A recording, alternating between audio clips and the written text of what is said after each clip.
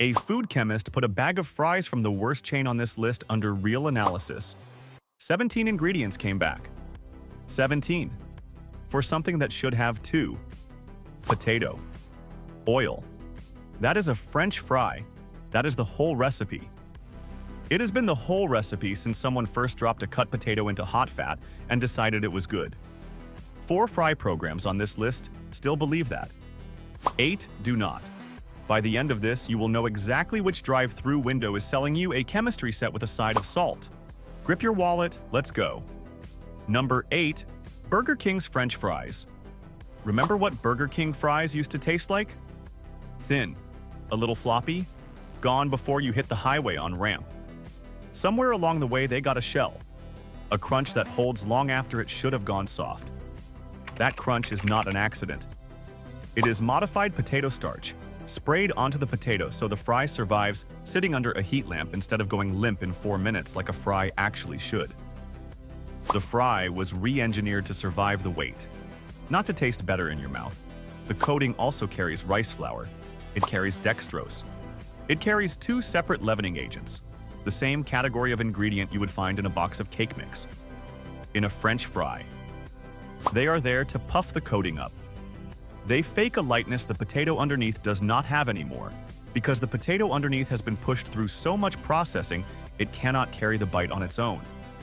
Burger King's parent company is Restaurant Brands International, a publicly traded firm that also owns Tim Hortons, Popeyes, and Firehouse Subs. It does not tell you which potato variety goes into that fry. It does not tell you the oil blend. It does not tell you how often that oil gets changed. A former Burger King employee in Ohio did not need a lab to figure it out. He watched it happen across a single shift. He wrote in a labor form, "The oil change schedule was tied to cost targets, not quality standards. I watched the same oil darken across a shift until the fries coming out of it tasted burnt rather than golden." Management's response was that the color target was still being met. The color was fine. The taste was already gone. And here is the part that stings a little. Most people cannot tell the difference by looking. The fry still looks golden coming out of the bag. It still smells like salt and oil the second the bag opens in the car. The only way you would ever know the difference is if you happen to catch it on a bad night, when the burnt undertone slips through the coating anyway. Most nights, you never catch it. That is exactly the point. But Burger King isn't even the most complicated fry on this list. The next chain has an ingredient in its oil that belongs in a caulking tube, not a fry basket. And it's the most recognized fry on Earth. Number 7. McDonald's French fries. Everyone remembers their first McDonald's fry. The smell hits before you even open the bag. Salt, hot oil, that thin paper sleeve going a little translucent in your hand. It is the most recognized food product on the planet. It is also, quietly, one of the most complicated things you can order for $2. 19 ingredients. For a fry that should have 2. The one worth stopping on is dimethylpolysiloxane, a silicone compound. It shows up in contact lens solution. It shows up in caulking. And it shows up in McDonald's frying oil, added to stop the oil from foaming during industrial volume frying. The FDA allows tiny amounts of it in food. McDonald's uses it for the same reason it uses most of the rest of that list. It makes the oil last longer between changes. Fewer changes means lower cost. It is not there to make your fry better. It is there to make the fryer's life easier. Dextrose and a pyrophosphate additive round the list out. Both do quiet cosmetic work. They keep the fry looking golden long after a 2-ingredient fry would have already turned pale and sad under the heat lamp. A food chemist who broke this list down for a consumer publication put it plainly, "The complexity of this ingredient list is not about making the fry taste better. It is about making the fry survive longer in conditions that a simpler fry would not survive. Those conditions exist because of the operational model, not because of the customer." Not because of the customer. Sit with that one for a second. Because that is the quiet truth running under this entire list. None of these ingredients exist because someone in a test kitchen decided your fry needed to be better. They exist because a fry sitting under a heat lamp for 20 minutes needs help that a real potato does not need. The chemistry is not for your taste buds. It is for the clock. McDonald's fry problem is at least openly listed. The next chain's preservative system is designed to do something sneakier, make an old fry look like it was just cooked. Independent testing caught it still working long after it should have stopped. Number 6. Sonic Drive-In French Fries. If chains hiding what is in your food makes your blood boil, subscribe right now. We run one of these every single week. Every fry, every chain, every ingredient somebody hoped you would never look up. Done? Good. Moving on. Sonic's Tots and its classic fries carry a preservative combination that includes calcium disodium eta, a chelating agent. In plain terms, it grabs onto metal ions in the food and stops them from reacting. That stops the fry from darkening after it has been sitting under a lamp for a while. It is the reason a Sonic fry can look freshly cooked an hour after it actually left the fryer. It is still under safety review technically, not banned, not fully settled either. The concern is that a compound built to bind metal in your food can also bind minerals your body actually needs. The FDA has not pulled it. Sonic's owner, Inspire Brands, has not stopped using it. Inspire also owns Arby's, Buffalo Wild Wings, Dunkin', and Jimmy John's, and every one of those brands runs through the same cost-first playbook. Sonic's health inspection record does not inspire much confidence around it either. A location in Oklahoma was cited in 2023 for fecal bacteria in the ice machine. If a drive-in cannot keep its ice clean, how much faith do you really have in its fryer oil rotation? One customer in Texas put it better than any inspection report could. She wrote in a consumer forum, "I gave my kids Sonic fries for years as a treat. When I actually read the ingredient list and looked up what calcium disodium EDTA is, I stopped calling it a treat." She stopped calling it a treat. Inspire Brands is still calling it value. Think about how many drive-through trips growing up ended with a bag of Sonic Tots balanced on your lap, the cardboard tray sliding around in the cup holder. Nobody was thinking about chelating agents back then. Nobody should have to. That is the whole problem. The chain built its whole identity on being a fun, retro, car hop kind of place and buried the actual chemistry of the food underneath the roller skates and the neon. That one was about disguise. The next one is about a chain that markets itself as the healthy choice, using an oil most customers have never thought twice about. The positioning and the ingredient list don't match. Number 5. Chick-fil-A Waffle Fries. This one is going to sting a little. Chick-fil-A has built a genuinely good reputation. The chicken really is one of the better products in the whole industry. The waffle fries deserve their own look, separate from that halo, and separate from the nostalgia of ripping open the little red bag in the car. Credit where it is due. Potatoes and canola oil. That is the whole list. Short for the category. But canola oil is worth a second look. It is a seed oil pulled out through a chemical extraction process that uses hexane, a petroleum-derived solvent. Trace amounts survive into the refined oil that reaches the fryer. The FDA says those trace amounts are fine. The bigger issue is not any single batch of fries. It is the ratio. Canola oil is heavy in omega-6 fats. Heat those same fats over and over across a service period, and they start breaking down into compounds that a whole stack of nutrition studies have tied to inflammation in the body. Not from one order, from the 10th order this month and the 40th order next month. Nobody discloses the oil's actual age when your fries hit the basket. Not Chick-fil-A, not anyone on this list. A nutritional researcher who reviewed quick service frying practices for a 2025 publication said it best. The canola oil question in fast food frying is not about a single order of fries. It is about what happens to the oil over a service period and across how many baskets of fries are cooked in that oil before it is changed. Those variables are not disclosed by any major chain. You are eating the answer to a question nobody will let you ask. And that is the frustrating part about Chick-fil-A specifically. This is a chain that has spent years building trust, clean stores, polite staff, my pleasure instead of no problem. All of that is real, and none of it tells you anything about what is happening inside the fryer basket by hour 6 of a Saturday rush. Canola oil is a slow burn concern. What's coming up is a faster one, a chain with a name on the menu board that implies something it isn't, and inspection records showing exactly where that gap becomes a food safety issue. Number 4. Wendy's natural cut fries. Read the words natural cut and sea salt on a menu board and your brain builds a whole picture. A potato, a knife, a home kitchen. That picture is doing more work than the fry itself. Skin on, yes.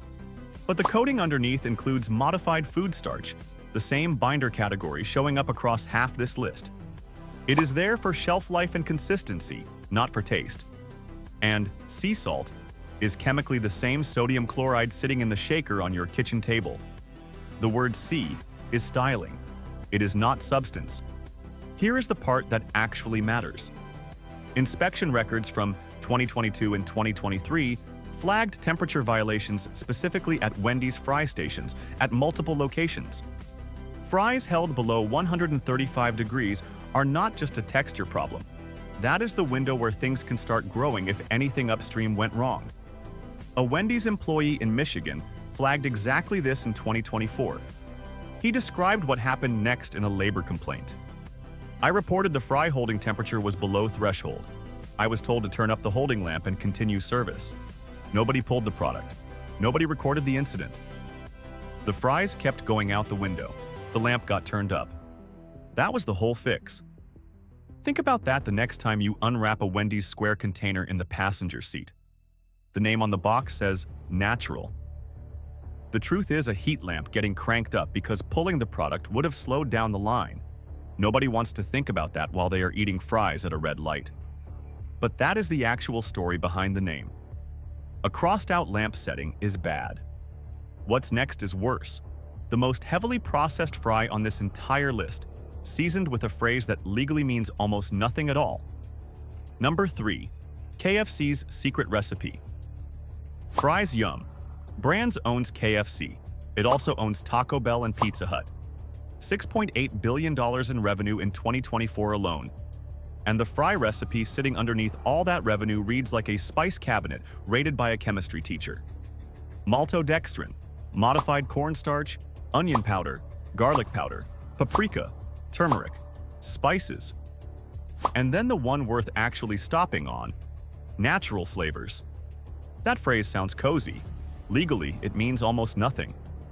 Natural flavors is a catch-all category that can cover flavor compounds pulled out of a natural source through a chemical process, ending in something with zero sensory resemblance to where it started.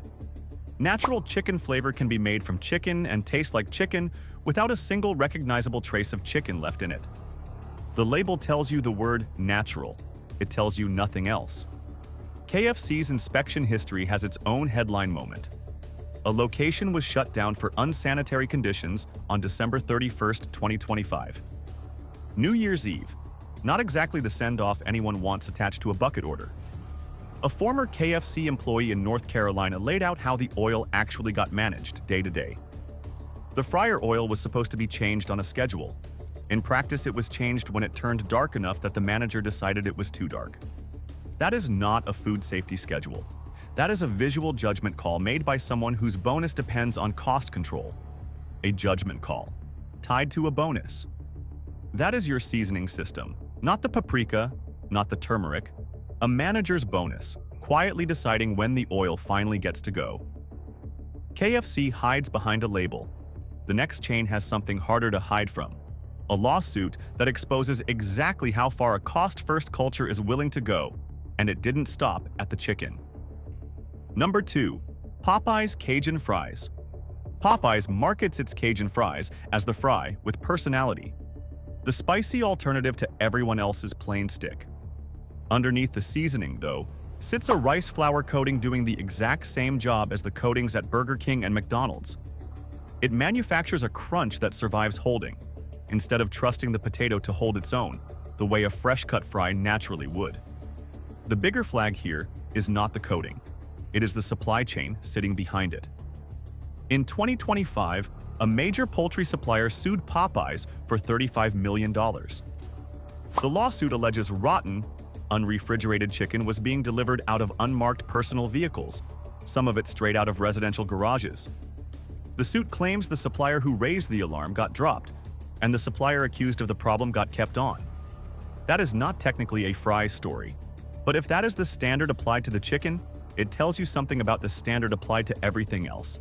The oil, the prep surfaces, the cross-contamination protocols nobody is watching as closely as the chicken. A food safety researcher who read through the lawsuit filings for a 2025 report connected the dots directly.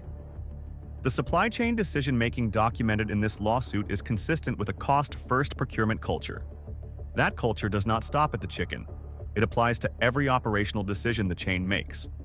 Every decision, including the one about your fries. It is easy to separate the two in your head. The chicken lawsuit is one story, the crispy orange fries are another. But they come out of the same kitchen, run by the same managers, under the same pressure to keep costs down, no matter what corner has to give. Popeye's problem lives in the supply chain.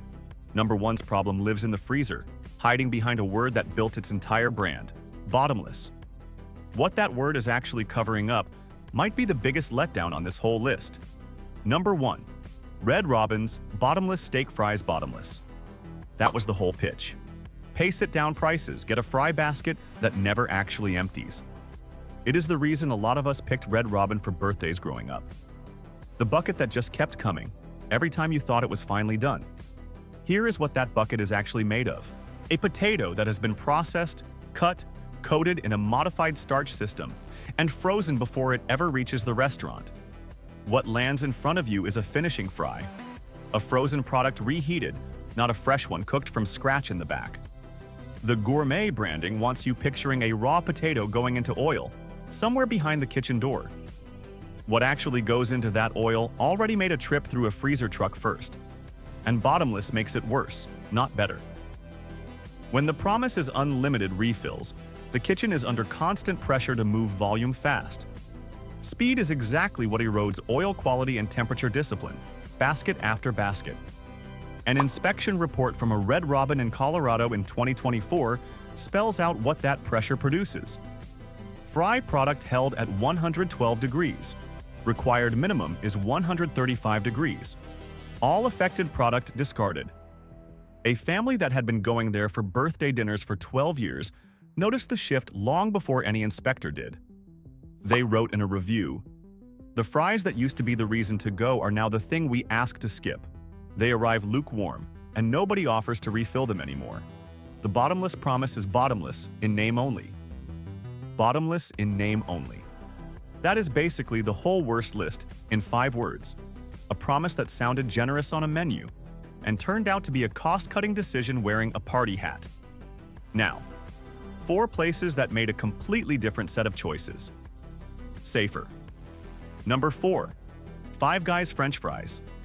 2 ingredients: potatoes, peanut oil. That is the entire ingredient panel. No coating system. No anti-foaming agent borrowed from industrial lubricant chemistry. Nothing hiding behind a label. Five Guys is still owned by the family that started it in Arlington, Virginia, back in 1986. Walk into any location and there is a sign on the wall telling you which farm your potatoes came from that week. Not buried in a corporate sustainability report somewhere online. Posted right where you are standing while you eat your fries. The supplier rotates with the seasons, chasing whichever growing region has the best potato at that exact moment, and the sign gets updated right along with it. That is a level of, here is exactly where your food came from, that nothing on the worst list even attempts. The oil gets changed on a documented schedule, and inspection records back that up. Compliance rates that consistently beat the fast casual average. A food scientist reviewing the fry composition in 2025 put it simply: 2 ingredients, regional sourcing disclosed in store, oil changed on schedule. This is what a French fry is supposed to be. The fact that this is notable in 2025 tells you everything about what the category has become. Five Guys proves simple works. The next chain proves something else entirely, that you don't even need a coating system if you just cut the potato the right shape. Safer number 3, Shake Shack. Crinkle cut fries. Shake Shack is publicly traded, same as McDonald's. Same shareholder pressure that pushed other chains towards 17 and 19. Ingredient fries. And yet the crinkle cut still lands at 3 ingredients: potatoes, vegetable oil, salt. The trick is not chemistry, it is the cut itself. Crinkle cut fries carry way more surface area than a straight cut fry. And that extra surface is what gives you the crisp. No modified starch coating required to fake it. The ridges do the job a lab-formulated shell does everywhere else on this list. Shake Shack also moved off partially hydrogenated oils, the old source of trans fat and fry oil, before the FDA banned them in 2018. Not because it had to, before it had to. That sequence matters. Acting early is the behavioral signal worth trusting. A food writer reviewing the fry for a regional publication in 2025 nailed the difference in one line. 3 ingredients, geometry doing the work of chemistry. This is the correct answer to the fast food fry problem. Geometry doing the work of chemistry. That is the sentence that separates this list from the last one. A shape, not a shortcut. It sounds almost too simple to be the actual answer, and yet, here it is, sitting on a tray in front of you, doing the job a whole panel of additives is doing everywhere else. Shake Shack lets geometry do the work. The next chain takes that same 3-ingredient standard and backs it with something even Shake Shack can't claim. A named farm and a family relationship with the grower. Safer number 2, Culver's Crinkle Cut. Fries. Culver sources its potatoes from named farms across Wisconsin and the wider Midwest. The same personal, this is our farmer relationship the chain is already known for with its beef, applied all the way down to the fry as well. The crinkle cut at Culver's lands at the same 3 ingredients as Shake Shack, potato, vegetable oil, salt, but the sourcing behind it goes even further. Culver's is still privately held. No earnings call pushing anyone to rebid the potato supplier for a cheaper option next quarter. No private equity group treating the brand like a line item on a portfolio spreadsheet. Just a Wisconsin family that picked a standard back in 1984 and never wandered from it. Inspection records show some of the lowest violation rates anywhere in the whole category. It is a direct reflection of the same discipline that shows up in the beef sourcing too. A regular who has been eating at the same Culver's location for 15 years summed it up better than any inspection report ever could. I have never once questioned what was in the fries. I cannot say that about any other fast food chain I have visited. That should not be an unusual thing to be able to say. It should not be unusual. After everything above, it clearly is. 15 years of eating the same fry at the same restaurant and never once wondering what was in it. That used to be the baseline for eating out anywhere in America. Somewhere along the way, it became the exception instead of the rule. Culver's is about as good as a frozen-free fry gets, but there's one chain that skips freezing entirely. Cutting a potato variety it's used since 1948, and it's about to close out this list as the only fry that got everything right. Safer number 1. In-N-Out Burger French Fries. Here is the smell test. Walk into an In-N-Out, and the fries you smell are being cut right then from a whole potato in that exact building. Not shipped in frozen from a central plant somewhere across the state. Not coated in anything at all. Just a potato, a blade, and hot oil, the same way it has worked since 1948. The variety is Kennebec, chosen decades ago because its starch and moisture content produces exactly the texture. In-N-Out has been serving since its very first location. Same potato, same texture, same family running the whole thing the entire way through. No shareholders, no earnings call, no pressure to swap in a cheaper frozen product because a spreadsheet somewhere likes the margin better. The inspection record matches the pitch. No fry holding temperature violations because there is no holding. The fries get cut, cooked, and handed straight to you. Not cut, frozen, shipped, thawed, held under a lamp, and finished by someone whose bonus depends on how long the oil can stretch between changes. A food scientist who spent 3 months studying fry production across 15 major chains for a 2025 paper landed on this as his closing line. In-N-Out's fry program is the only one I reviewed where the ingredient list matches the product claim. The sourcing is verifiable at the variety level, and the preparation model is consistent with what a food safety protocol would design if cost were not a variable. If cost were not a variable. At most of the chains on this list, cost is the only variable that matters. At In-N-Out, it simply is not part of the equation at all. Whole potato. Kennebec variety. Cut in-house. Fried to order. 2 ingredients. That is a French fry. That is the whole thing it was always supposed to be. Not a coating system, not a preservative blend, not a chelating agent quietly holding off the color change until you have already paid and driven off. Just a potato treated like a potato by people who never stopped thinking of it as one.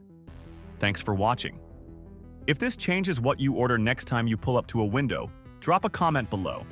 Tell us which fry on the worst list you are walking away from. Tell us which of the safer 4 is closest to you. We want to know. And if you want to see the same tricks showing up in your breakfast, in the hash browns, in the breakfast potatoes, click the video on the left. I will meet you there.